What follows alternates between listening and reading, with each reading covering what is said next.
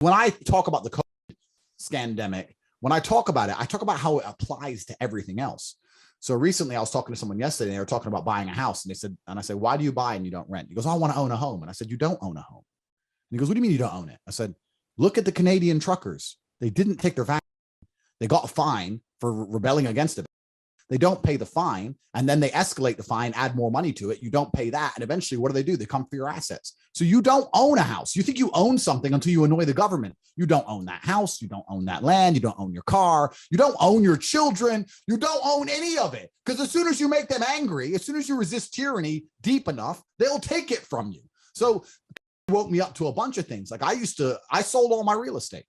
I was like, no, I no longer trust governments. I don't know which one's going to come along with some new authoritarian garbage, and I don't want to comply. And the first thing they're going to do is come for my assets.